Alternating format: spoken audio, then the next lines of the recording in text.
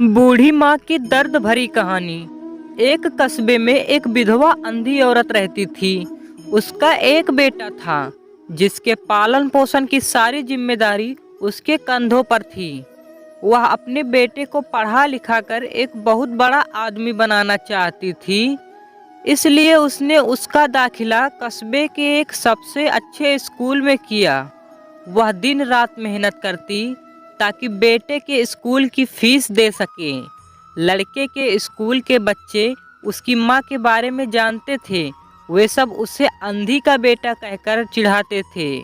लड़का इससे बहुत परेशान था। उसे अपनी माँ पर शर्म आने लगी थी। वह उसके साथ कहीं भी आने जाने से कतराने लगा था। जब लड़का बड़ा हुआ तो उसकी शहर में अच्छी नौकरी लग गई। उसने अपनी माँ से वादा किया कि शहर में मकान लेकर वह उसे लेने आएगा, लेकिन वह शहर गया तो फिर लौटकर वापस नहीं आया। उसकी अंधी माँ उसका इंतजार करती रही। कई महीने बीत गए, लड़के की कोई खबर नहीं आई। कई महीने बीत गए, अंधी एक दिन उससे नहीं रहा गया और वह अपने बेटे से मिलने शहर पहुंच गई। पूछते पूछते वह बेटे के ऑफिस पहुंची। वहां सिक्योरिटी गार्ड ने उसे रोक दिया। अंधी औरत ने गार्ड को अपने बेटे का नाम बताया और बोली कि उससे जाकर कह दो कि गांव से कोई मिलने आया है। गार्ड ने जाकर उसके बेटे को बताया।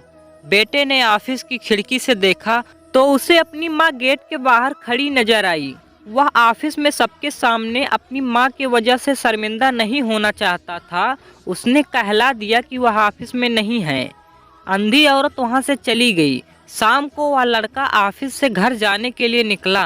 रास्ते में एक जगह काफी भीड़ जमा थी। वह अपनी गाड़ी रोककर भीड़ के पास पहुंचा तो बीच सड़क में अपनी माँ को मरा पाया। उसके हाथ में एक चिट्ठी थी जिसमें लिखा था, बेटा, बड़े दिन हो गए थे, तेरी कोई खबर नहीं मिली। चिंता हो रही थी इसलिए तुझसे मिलने चली आई। तू तो अब बड़ा आदमी बन गया है। तुझसे मिलना अब शायद मुझ गरीब की किस्मत में नहीं है, लेकिन मैं बहुत खुश हूँ तेरे लिए। तूने अपना ही नहीं मेरा भी सपना पूरा किया। मलाल है कि तेरी तरक्की देख नहीं सकती।